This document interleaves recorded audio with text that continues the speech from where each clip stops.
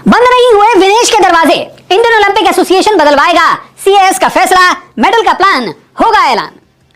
जी हां, खेलों की दुनिया की सबसे बड़ी अदालत यानी कि court of arbitration for sports में विनेश फोगाट ने एक खास अपील की थी। यह अपील थी कि पेरिस ओलंपिक्स में उन्हें गोल्ड मेडल बाउट नहीं लड़ने दिया गया।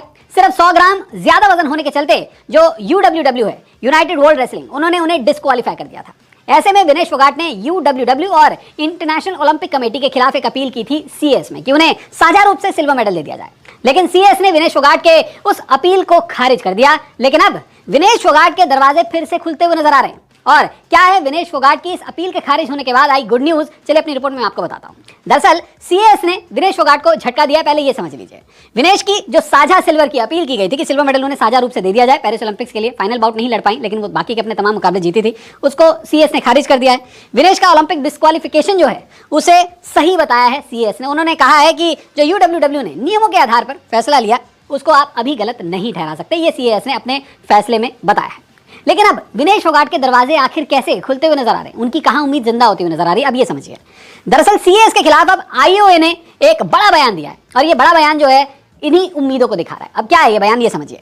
याचिका खारिज करने से निराशा हुई है, इंडियन ओलंपिक एसोसिएशन ने ये बताया है। कानूनी विकल्प आजमाए जाएंगे, यानी कि यहां पर लड़ाई खत्म नहीं हुई। यहां पर विनेश फोगाट को न्याय दिलाने, उन्हें इंसाफ दिलाने के लिए आखिरी कोशिश तक की जाएगी। 100 ग्राम नजरअंदाज किया जा सकता था, ये आईओए ने कहा है। खेल में न्याय, निष्पक्षता की वकालत करेंगे कि भाई जो अन्याय हो रहा है खिलाड़ियों के साथ में, एथलीट्स के साथ में, वहां पर निष्पक्षता दिखाई जाए, न्याय दिया जाए।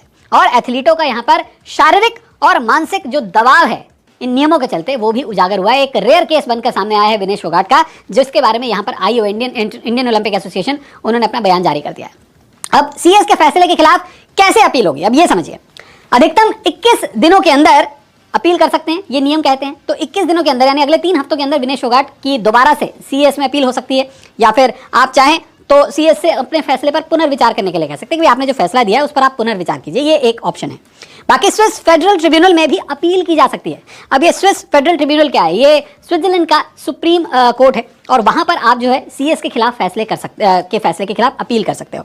यहाँ पर फैसले की समीक्षा में तर्क दिए जा सकते हैं कि भाई ये जो फैसला दिया गया है ये पूरी तरह से जायज नहीं है, और जो ये फैसला है इस फैसले में कहां पर त्रुटि रह गई। नियमों की त्रुटि का भी हवाला दिया जा सकता है कि भाई कुछ नियम ऐसे थे इस पूरे मैटर में जो कि नियमों में भी कहीं ना कहीं गलतियों का बखान करते हैं। मसलन अगर एक एथलीट 2 दिनों तक अलग अलग बाउट्स लड़ रहा है, लगातार बाउट्स लड़ रहा है, तो इस बात की पूरी संभावना है कि बॉडी में कहीं ना कहीं एनर्जी लॉस होगा और उस एनर्जी की रिकवरी के लिए आदमी जो न्यूट्रिशनल कंटेंट है, फूड है, पानी है, ये सब लेगा ही लेगा। और ऐसे में अगर एक बॉडी में ब्लोटिंग हो जाती है तो वजन बढ़ना लाजमी है। आपके जो मसल्स होते हैं उसके अंदर पानी होता है और जब पानी आपका मसल सोख लेगा तो फिर उसको ड्रेन आउट करना आसान नहीं होता। यही बात यहाँ पर नियमों को लेकर बतानी जरूरी है। खिलाड़ियों का जो मानसिक और शारीरिक तौर पर यहाँ पर शोषण हो रहा है उसके बारे में भी जो स्विस फेडरल ट्रिब्यूनल है यहाँ पर अपील की जा सकती है। और ऐसा लग रहा है कि जो आईओए है वो स्विस फेडरल ट्रिब्यूनल में ही अपील करेगा, लेकिन उससे पहले हो सकता है कि सीएएस को भी फैसले के पुनर्विचार के लिए बोला जाए। वैसे आईओए ने कहा क्या है, अब विनेश के समर्थन में खड़े रहेंगे, ये तो मुख्य बात है, जिसमें उन्होंने कहा है, पीटी उषा जो कि अध्यक्ष हैं आईओए की, उन्होंने कहा है कि रेसलर विनेश फोगाट की यूनाइटेड वर्ल्ड रेसलिंग और अंतर्राष्ट्रीय ओलंपिक समिति के खिलाफ दायर अपील पर सीएएस के फैसले से हम स्तब्ध और निराश हैं।